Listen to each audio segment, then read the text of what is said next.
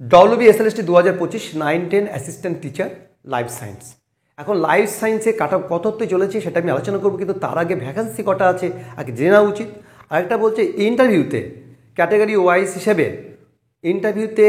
Wise হিসেবে কতজনকে ডাকতে পারে সেটা আমি আলোচনা করব। সেইটা যদি মোটামুটি একটা জানা যায় তাহলে কিন্তু আমাদের নিখুঁত কাট অফ কত হতে পারে জানা যাবে। আর যারা ভালো পরীক্ষা দিয়েছে তারা কিন্তু এখন থেকে ইন্টারভিউর জন্য প্রস্তুতি নিচ্ছে, এবং পরবর্তীকালে আমার এই চ্যানেলে ইন্টারভিউ রিলেটেড অনেক ভিডিও আসবে, বিভিন্ন তথ্য কালেক্ট করছি, আপনারা সবাই দেখবেন এবং প্রয়োজন হলে সাবস্ক্রাইব করে পাশে থাকুন। এইবার আমি আলোচনা করছি টোটাল কতজনকে ইন্টারভিউতে রাখতে পারে লাইফ সায়েন্স 9-10 অ্যাসিস্ট্যান্ট টিচার। কতজনকে ইন্টারভিউতে ডাকতে পারে? ইন্টারভিউতে ডাকবে 6257 জনকে। টোটাল 6257 জনকে ইন্টারভিউতে ডাকবে, আর বাদ দেবে 2346 জনকে। 2346 জনকে, আর নিয়োগ হবে 3911 জন। 3911 জন টোটাল পশ্চিমবঙ্গে যে ভ্যাকান্সি আছে সেই হিসেবে বলছি। আবার বলছি ইন্টারভিউতে ডাকবে 6257 জনকে, বাদ যাবে 2346 জন, আর নিয়োগ হবে 3911 জন। এবার আমি তার ক্যাটাগরি ওয়াইজ হিসেবে কতজনকে ডাকতে পারে সেটা আমি আলোচনা করছি। বয়েজ অথবা কোয়েড স্কুলে মেল অথবা ফিমেল যে কোনো শিক্ষক নিয়োগ হতে পারে।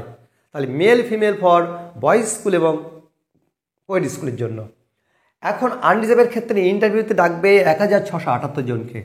ইন্টারভিউতে ডাকবে 1678 জনকে, বাদ যাবে 629 জন। সেটা ফাইনাল ইন্টারভিউর পরে সেটা জানা যায়, এবং বাদ যাবে 629 জন। নিয়োগ হবে 1049 জন। এসটির ক্ষেত্রে ইন্টারভিউতে ডাকবে 240 জনকে। এসটির ক্ষেত্রে ইন্টারভিউতে ডাকবে 240 জনকে, বাদ যাবে 90 জন, এবং নিয়োগ হবে 150 জন। এসসির ক্ষেত্রে ইন্টারভিউতে ডাকবে 840 জনকে।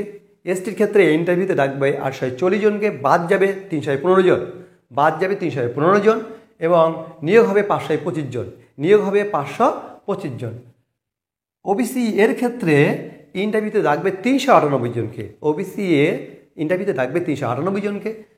বাদ যাবে 149 জন, এবং নিয়োগ হবে 249। আমি আবার বলছি, ইন্টারভিউর ক্ষেত্রে অনেক বাদ যাবে।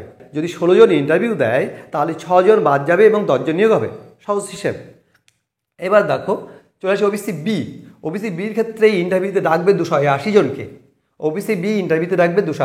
এবং বাদ যাবে 105 জন। নিয়োগ হবে মাত্র 175 জন। আনরিজার্ভ পিএইচ ওইসের ক্ষেত্রে ইন্টারভিউতে ডাকবে 40 জনকে, বাদ যাবে 15 জন। নিয়োগ হবে 25 জন। আনরিজার্ভ পিএইচ এইচের ক্ষেত্রে ইন্টারভিউতে ডাকবে 40 জন, বাদ যাবে 15 জন। নিয়োগ হবে 25 জন। আনরিজার্ভ পিএইচ ওইসের ক্ষেত্রে ইন্টারভিউতে ডাকবে 40 জনকে, বাদ যাবে 15 জন, এবং নিয়োগ হবে 25 জন। এসসি পিএইচএল এর ক্ষেত্রে ইন্টারভিউতে ডাকবে 40 জনকে, বাদ যাবে 15 জন, নিয়োগ হবে 25 জন।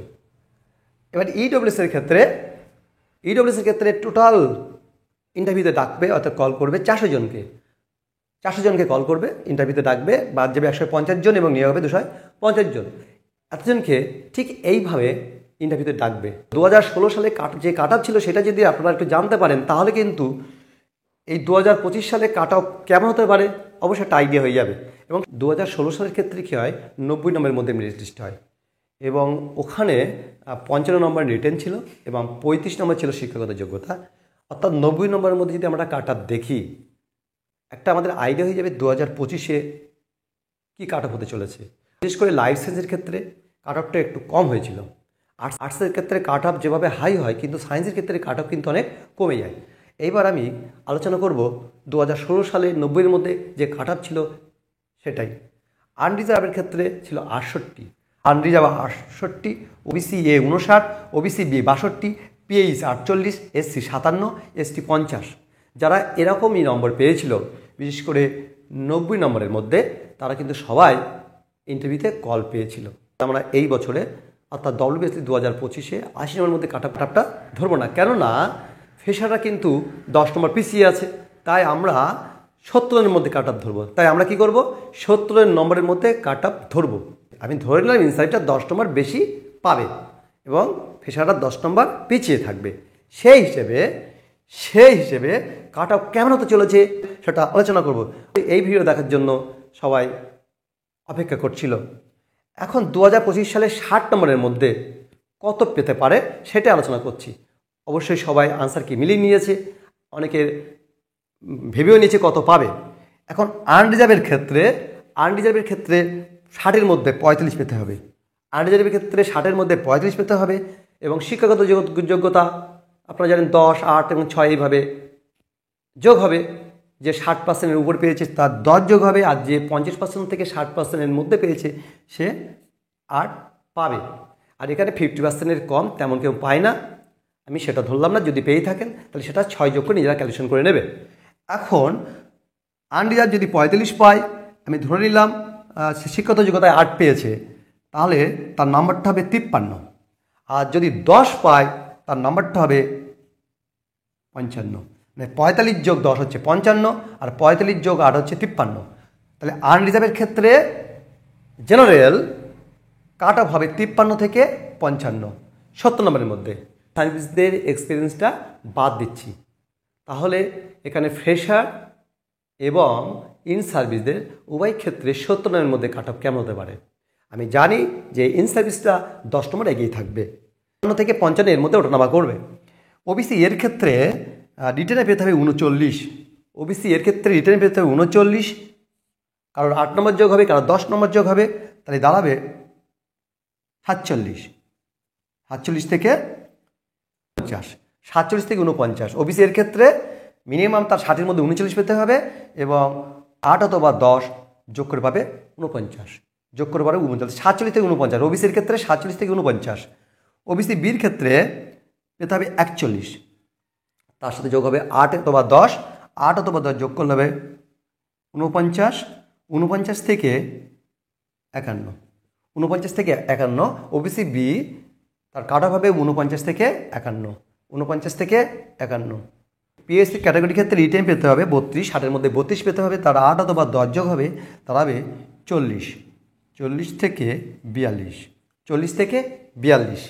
তাহলে পিএইচ এর ক্ষেত্রে 70-এর মধ্যে কাট অফ হবে 40 থেকে 42। আবার বলছি, এখানে কিন্তু ইন সার্ভিসদের 10 নম্বর ধরা হচ্ছে না, কেননা তারা 10 নম্বর এগিয়ে থাকবে। এবার এসসির ক্ষেত্রে রিটেনে পেতে হবে 38, এসসির ক্ষেত্রে রিটেনে পেতে হবে 38, 8 অথবা 10 যোগ হবে, দাঁড়াবে 46, 46 থেকে 48, 46 থেকে 48। এসসির ক্ষেত্রে তাহলে কাট অফ হবে 46 থেকে 48, এসসির ক্ষেত্রে কাট অফ হবে 46 থেকে 48। আর এসটির ক্ষেত্রে রিটেনে পেতে হবে 60-এর মধ্যে রিটেনে পেতে হবে 33, 8 অথবা 10 যোগ করে হবে 41 থেকে 43, 41 থেকে 43 এর মধ্যে ওঠানামা করবে। আর ইডব্লিউএসের ক্ষেত্রে রিটেনে 38 পেতে হবে, 8 অথবা 10 তার শিক্ষাগত যোগ্যতায় যোগ হতে পারে, কারোর 8 যোগ হবে, কারোর 10 যোগ হবে, কারোর 6 যোগ হবে। আমি এখানে অ্যাভারেজে 8 অথবা 10 যোগ করে ক্যালকুলেশন করছি। 46 থেকে 48, 46 থেকে 48 এই কাট অফ হতে পারে। এখন এই 53 থেকে 55, 47 থেকে 49, 59 থেকে 51, 40 থেকে 42, 46 থেকে 48, 41 থেকে 43 এবং 46 থেকে 48 যে কাট অফগুলো করলাম, এই কাট অফ কিন্তু অনেকে মিলে যেতে পারে। যাদের মিলে যাবে তারা এখন থেকে ইন্টারভিউর জন্য প্রস্তুতি নিতে হবে, নাহলে পরে কিন্তু সময় পাবে না। কিন্তু ইন্টারভিউর ক্ষেত্রে 10 20 নম্বর কিন্তু আছে, ওখানে কিন্তু ইন সার্ভিসটা একটু সুবিধা বেশি পাবে, কেননা তারা স্কুলে এতদিন শিক্ষকতা করেছে এবং তারা কিন্তু ডেমনস্ট্রেশনের ক্ষেত্রে ফুল নম্বর পাবে, এমনকি ইন্টারভিউর ক্ষেত্রে মানে সব প্রশ্ন উত্তর দিতে পারবে এবং ফুল নম্বর পাবে। তাই ফ্রেশারদের ক্ষেত্রে বলছি যে যারা ফ্রেশার আছে তাদের কিন্তু এখন থেকে বেশি বেশি পড়াশোনা করতে হবে, এখন থেকে স্টাডি করতে হবে। যাদের মোটামুটি এই কাট অফ থাকছে তারা এখন থেকে স্টাডি শুরু করেন। আবার বলছি, যাদের এগুলো মিলছে না, অনেক সময় হয়ে যেতে পারে যারা মিলছে না তাদের কোনো দুশ্চিন্তা করার কারণ নেই, এটা একটা ধারণা মাত্র, অনেক সময় এটা সত্য না হতে পারে। অযথা কোনো চিন্তা করার কারণ নেই, যাদের মিলছে না তারাও স্টাডি করুন। আমার মনে হয় এই সামনে যে মেরিট লিস্ট হবে, মেরিট লিস্টে আপনার নাম থাকতে পারে। যারা ভিডিওটা দেখছে তাদের সকলের জন্য রইল শুভকামনা। ধন্যবাদ।